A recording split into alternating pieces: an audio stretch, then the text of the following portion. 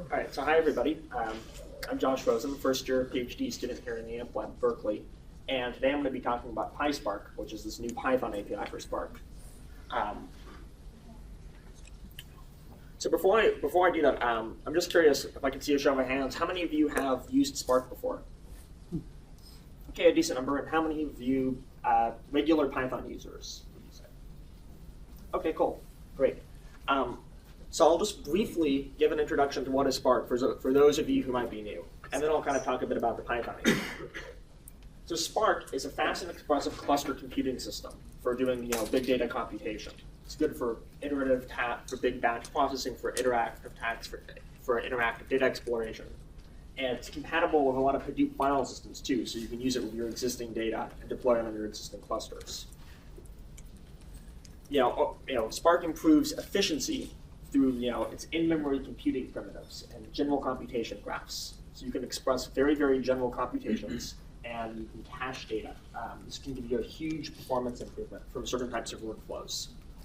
It also is very usable. We have rich APIs in 3 languages now and an interactive shell. So you can use the full API to explore data interactively. This can lead to a humongous reduction in code compared to systems like Hadoop. It's much, much, much less verbose. As a quick refresher, the basic sort of unit of abstraction in Spark to represent your data is an RDD, or a resilient distributed data set. It's an immutable partition collection of objects. So you can create these from a bunch of different sources. You can parallelize your data, load it from a text file. It's this big partition collection of objects. And the way that you express your computation is by performing transformations and actions on these sets.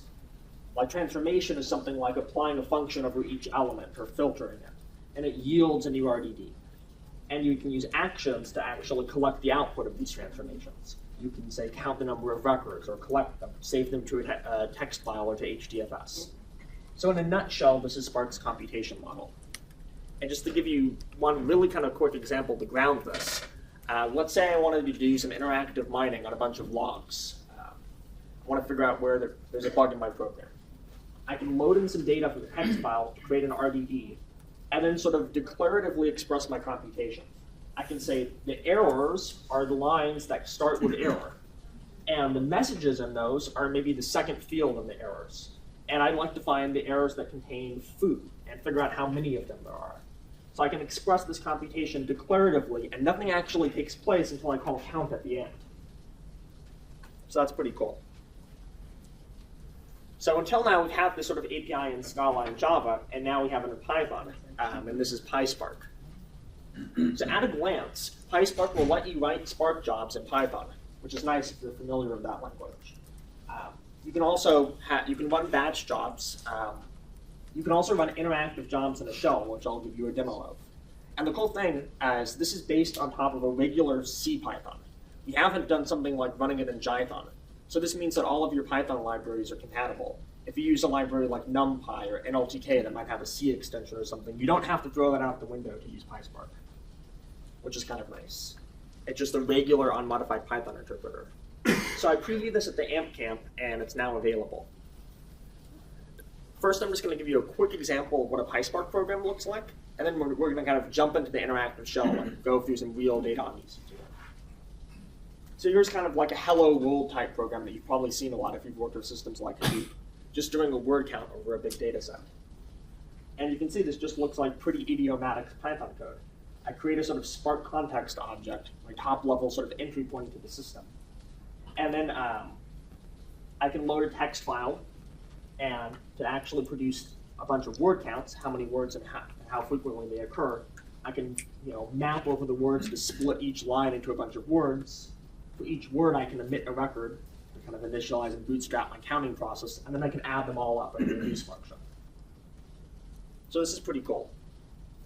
So to kind of give you an idea of sort of the breadth of the Python API, let's take a look at it in this interactive shell in a cluster that I have running on EC2. It's nice. Okay. So here I have an IPython shell running, which is like a little bit of a fancier Python interpreter, among other things. So I've downloaded a bunch of data from Wikipedia, pages and their text and some other metadata about them, and I have it stored in S3. And I'm going to go ahead and load these into an RDD so that I have some data to explore. and this data is in HDFS. So you can see that this call returned instantly. I've just sort of lazily created this data set, but I haven't actually run any computation yet. And let's see, maybe I want to find all the Wikipedia pages that mention Berkeley, which might be a fun kind of starting point. Berkeley pages. So I'm going to take this RDD with one sort of line representing each page, and I'm going to kind of filter it to find pages that contain the word Berkeley. So I'm going to call the filter function.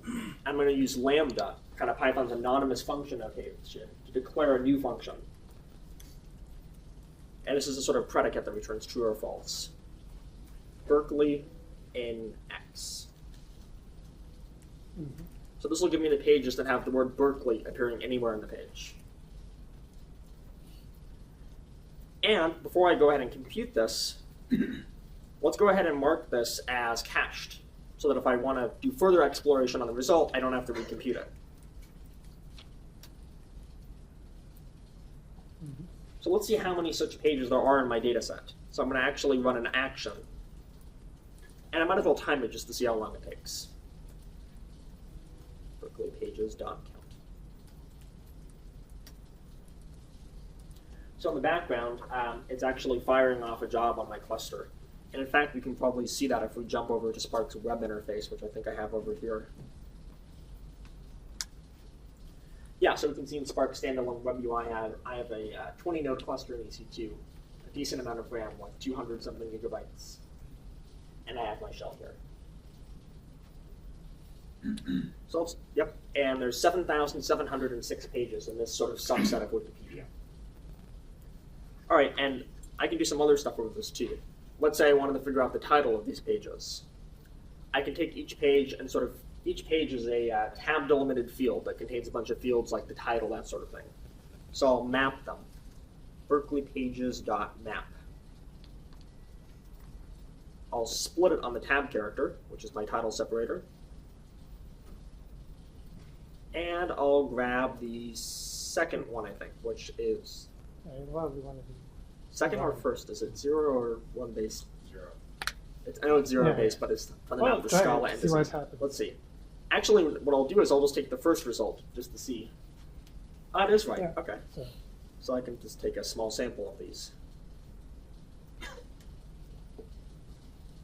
Josh, can you raise the bottom of your window up just a little bit more? Yeah, perfect. All right, there we go.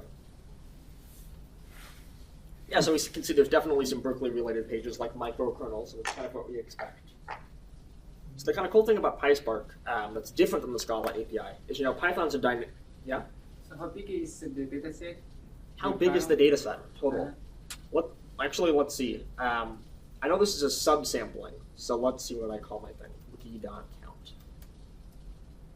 And this will take a little bit of a second to run, because this is not actually cached. I have to hit HDFS. You saw I cached the filter data set, which is a lot smaller, but I haven't actually cached this. Yeah. So this may take a second to learn about HDFS. So it looks like it's 1.4 million something articles. So when the underlying data updated, will you update the RDD automatically, or no. you have to redo it? No, so if the underlying data changes in HDFS, it won't be updated automatically, no. Okay. And I mean, if we recompute it and the base data that was used to compute it is changed, and then we will get a different result. But it won't be automatically rerun when the data changes. We don't have that support that yet. So the kind of cool thing is this supports standard Python types too. It's dynamically typed like Python, so I can do crazy stuff like this. I can create a collection that contains numbers, strings, tuples. And this is just to kind of illustrate I can parallelize arbitrary Python collections. What does parallelize do? So parallelize takes a bunch of objects created in your Python process and loads them into an RDD. So it distributes them across your cluster so you can do distributed computation on them. Mm-hmm. So I could use this if I wanted to take, say, a small RDD and kind of broadcast it everywhere, or create some objects on my local machine, use an RDD of data I've gotten from a text file, join them together, do that sort of thing. Oh, another kind of cool thing. we have full API documentation for all of this. So you can actually look and see that we define a bunch of different methods on our Spark context here. A bunch of different things you can do, like quick question, does parallelize take a generator as well? Does it require that everything be materialized in memory? Does it going to just consume tasks and distribute them in? I believe that the current Python version takes an iterator, although I'll have to check on that. I don't think it should be hard to support both. Yeah, thanks. The cool part is we support a lot of other cool Python features too. We support accumulators, which are sort of like variables that you can add to. So you can add them, but you can't read from their values locally. So this is a nice way to express like a reduce or something, but in a much nicer syntax. Like if you've ever been in a scenario where you want to do a bunch of reduces in parallel, you want to map over your data set once, and you want to count a bunch of different things. Maybe they're of different types or something. Accumulators are a cool fit, and we have that. And again, I can do the same thing in my other RDV too.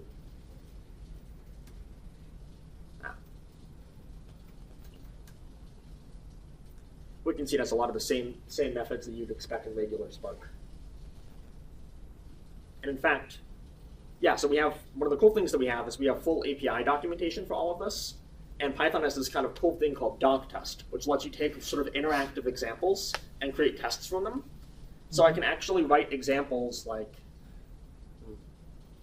there's little examples like this in the documentation that show you how they use each function. And they actually serve as tests too. Like this is part of the test suite, which is pretty cool.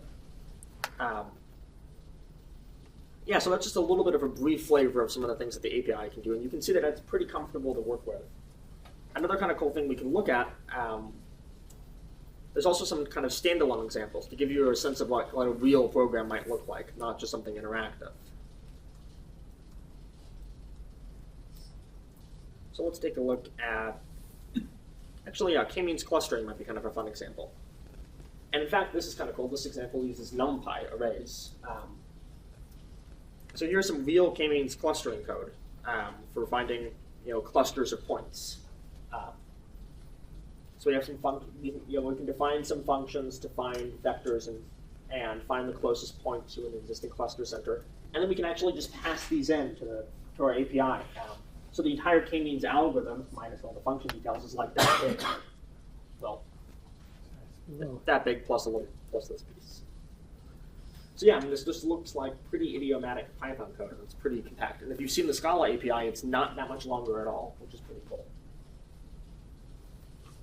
And there's a few other examples too, like that word count example I showed you earlier. If we take a look at that.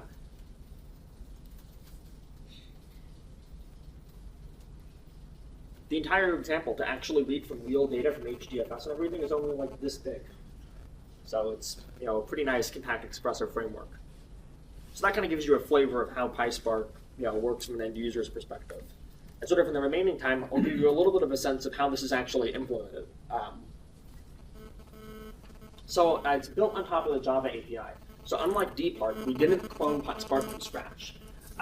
Instead, it's just sort of a very, very thin layer that sits on top of Java and Scala Spark. And it kind of provides the plumbing to get data in and out of Python, but reuses a lot of the existing components.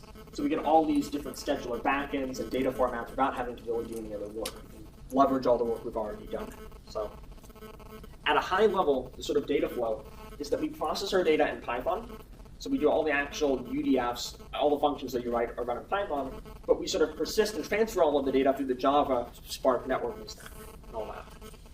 We use all these components of Spark, the scheduling, broadcast, checkpointing, all of these components, which means that not only we build on these nice kind of tested, reliable components, it's a lot of code reuse. So PySpark has a really, really tiny code base for all the functionality that it provides. Just being really generous with the counting and actually including comments, it's less than like 2,000 lines of new code total, which is kind of cool. So it's a pretty small, fun code base to hack on. So to give you an idea of what was actually happening behind the scenes when I ran those examples, we'll just do a quick walkthrough of what that data flow looks like. So on my machine, in my local shell, I have this sort of Spark context object, the kind of top-level entry point to Spark that lets me create new data sets and RDBs. And this is running in my Python process.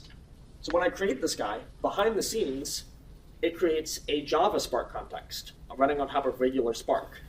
And we use this kind of cool library called Py4j that lets you talk between a JVM and Python using reflection. So you can call a Java call just as if it was a native Python method. Pretty cool. So we have the Spark thing controlling a regular Spark instance. We also use some sort of local communication through the local file system for collecting results occasionally, because this is actually fine for sort of control plane stuff, but you don't want to transfer a whole lot of data through it. The reflection is just too expensive. So when I submit my job to the cluster, what happens is my Python transformations and stuff get mapped down to a few transformations on these special Python RDD objects. And behind the scenes, when these objects are shipped to the Spark workers and they execute, they actually spin up a bunch of actual Python processes. And they communicate with them over pipes using a special format to kind of pass the functions that the user has written, and then to pipe all the data elements in, do the processing, get the data back, and store it and transfer it. So there's, yes? So from the local side, why not use like Python to avoid the communication between processes? To avoid this communication, you mean? Yeah. Yeah, so one of the reasons to avoid Python was that it's a very limited subset of Python. There's a lot of libraries that people want to use that don't work because it doesn't support the sort of native C extensions that you can use. So libraries like NumPy, for example, don't really work that well in Python. And in fact, it's not really that mature. Like, it only supported Python 2.7 very recently, within the last few months, I believe. So yeah, you always could do that, but I think we decided that when we wanted to create a Python API, we want it to just be regular Python, to not have to give up any of your favorite libraries or anything like that. It's a good question. So naturally, there's a little bit of serialization involved in these steps to actually move this Python data around, to get it from Python into Java and to send it over the network. So the serializer that we use for this is actually called Pickle, which kind of fits in, Python was named after Monty Python, not the snake. So we have all these sort of whimsical names. So we have this serializer called Pickle, and there's actually a persistence library called Shelf. So you take your jars and you shelve them. There's a just-in-time compiler called Unladen Swallow, so it's, I feel like they're funny names. But all of your data is serialized right now using this Pickle serializer, because it can take any arbitrary Python type you throw in it and do it reasonably efficiently. So as an optimization, just because plain Pickle is okay, but it's not that fast, we actually serialize batches of Python objects to sort of amortize this cost of transferring over the network and kind of converting the formats. So yeah, this drastically reduces overhead. Another interesting way to cut down on serialization, regular Spark will do pipelining of operations. Like if I were to say, for each line, I'm going to first create a new RDD with words by splitting each line into its words, and then for each word, I'm going to emit a count. A naive way to do this would be to actually create and materialize a collection of words, and then to map over it a second time and create the counts. But that's really inefficient, because we could do it in one pass.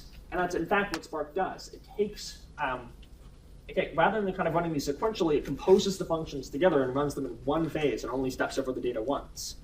So PySpark does the same thing. All of these Python functions are composed together on the Python side to minimize the amount of serialization that we do. So one interesting thing you may have noticed is that I just pass in a regular Python function. I didn't have to create any special function type or anything like that. In fact, in some of those examples, I might reference objects declared outside the function itself. So the way that we do this, we use a library called Pickle. It was developed by this PyCloud startup. So it lets us take arbitrary Python functions and closures and serialize them and ship them across a cluster with their dependencies too. So this is cool. This is why I was able to just pass in a function without any special syntax or anything like that. It helps keep the API kind of nice and expressive. So that's kind of an overview of how you use PySpark, a little bit of what its internals look like. So just briefly, I'm going to give a little bit of a preview of our roadmap.